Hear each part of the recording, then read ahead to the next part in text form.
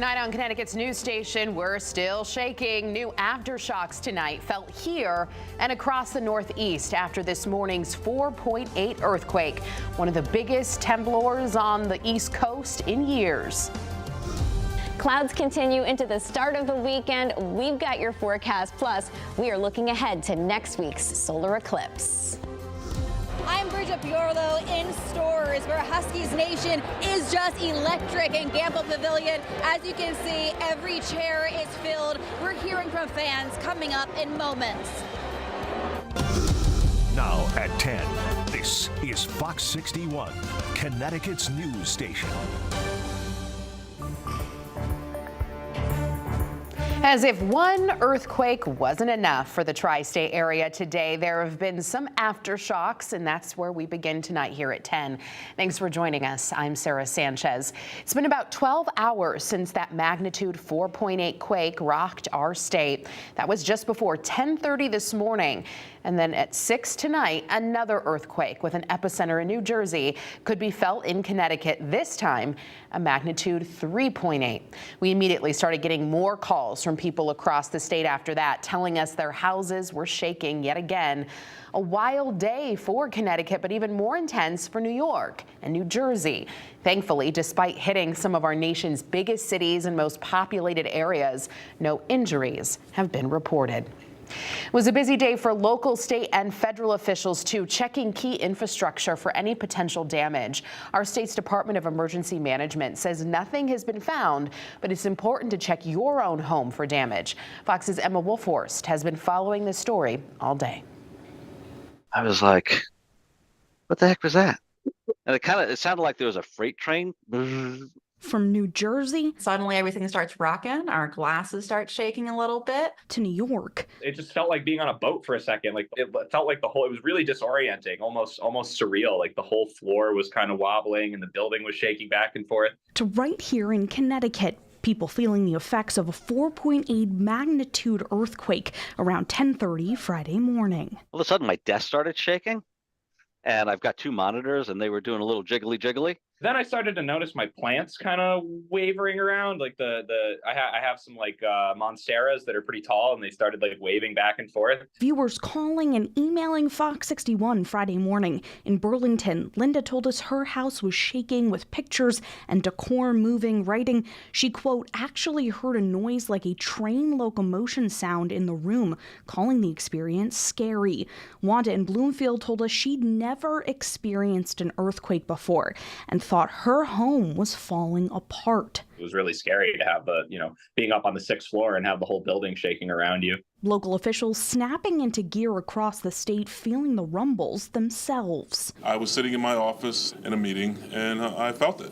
Emergency Services says there haven't been any reports of injuries or significant damages, but they're still keeping a close eye on infrastructure. Our crews were out really prioritizing the most critical infrastructure. Think Gold Star Bridge out in New London, the really big, tall structures. With thousands of bridges and aging infrastructure in Connecticut, the department wants to make sure everything is safe. Any cracks, looking at the surface area, if those bridge joints aren't tight together, anything that would maybe show that there was some potential movement to the structure. And as crews continue monitoring roads and bridges throughout the weekend and prepare for any aftershocks, those who felt the quake Friday say it was a pretty unexpected way to end their week. It's New York City. Like, I expect a blizzard, maybe a good hurricane every once in a while. I don't expect tornadoes and I don't expect earthquakes. Those are the two things I've ruled out. And yet here we are, beginning of April, and bam, earthquake right there.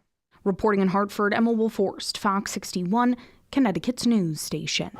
Those aftershocks that experts were predicted did eventually come true. This evening, we saw magnitude 3.8 hit New Jersey again. And once again, the phones in our newsroom ringing off the hook. Chief Meteorologist Rachel Frank joining us now. Rachel, are additional quakes still possible? Yes, aftershocks are still possible. There's no guarantee, which is kind of eerie that we're not able to forecast this better. But one thing I do want to tell you is that when you see these aftershocks, they are typically weak weaker than the initial earthquake. So the initial earthquake was a 4.8.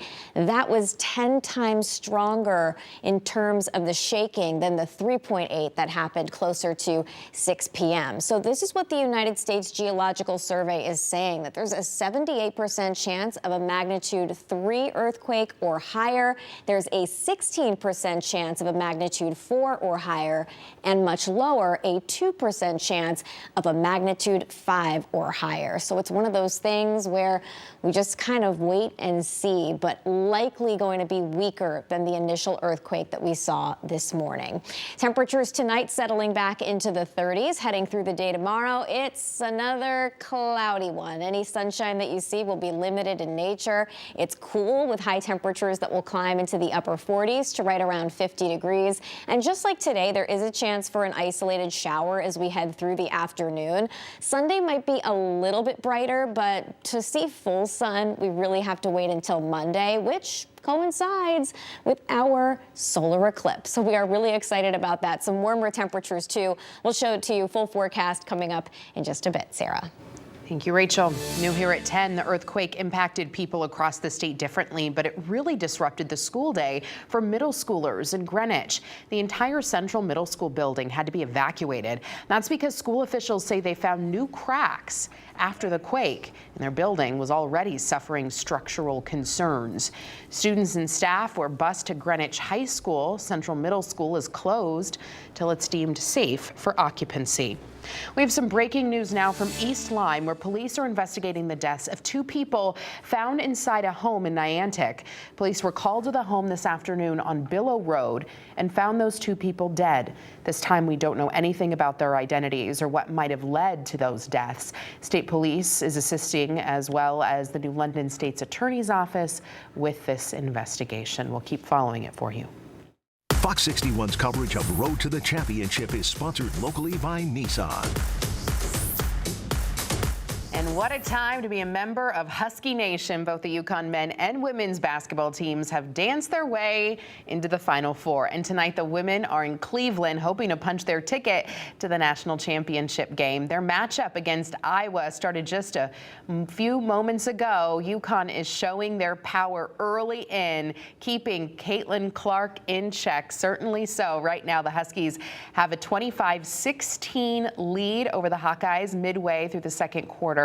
I believe UConn is up right now 28, so an even greater lead for them. But for those who could not make it to Ohio, campus was the place to be to root on Husky Nation. Fox 61's Bridget Bjorlo joins us live from inside Gamble Pavilion tonight. Bridget, that's a lot of blue and white in one place. I'm sure the energy is just electric. You bet, Sarah. The energy in this room is just unbelievable. So electric as all these UConn fans are cheering on the Huskies as they take on Iowa in the Final Four. Now, I'm sure you hear just how loud it is. Check out how packed Gamble Pavilion is tonight. Every seat is full that is available. All these fans watching the game live from 2 jumbotrons here in stores. It's really an exciting place to be. And the UConn women's basketball team is no stranger to tournament play. They've been here, now this is the 23rd Final Four appearance, and they really want to get another victory. They haven't claimed a title since 2016. Paige Beckers wants to lead her team to that big win, but it's not going to be easy. That's because they have a big competitor on their hands in the form of Iowa. Iowa is the #1 seed for a reason. They have a major weapon in their arsenal in the form of Caitlin Clark. Still, despite all this, UConn fans think the Huskies can still get the job done tonight. Take a listen.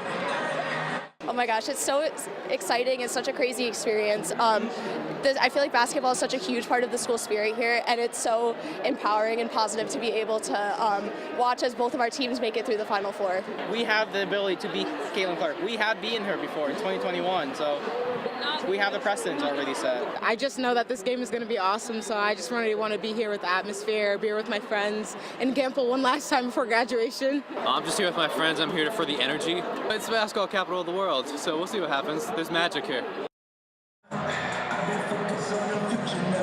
So there's magic here, right here in Gamble Pavilion, is what I'm hearing, and throughout UConn Husky Nation. And here in Stores, it really feels like the game is happening here. We have the marching band, we have the dance team hyping the crowd up.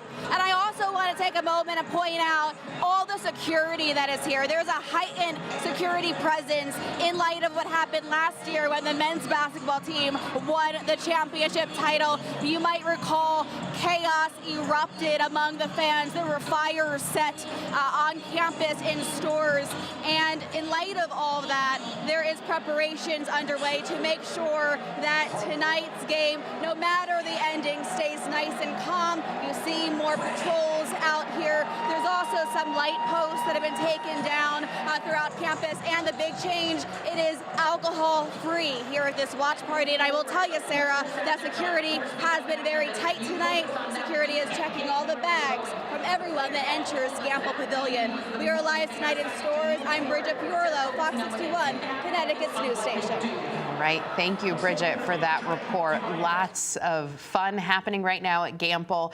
Huskies up by 10 right now, and the winner of this matchup faces the winner of the first Final Four game earlier this evening in Cleveland. South Carolina continues its undefeated season with a powerful win against number 3 seed NC State. South Carolina is seeking its second national title in 3 years, and they're looking to become the first undefeated NCAA women's national champion since, guess who? The UConn Huskies in 2016.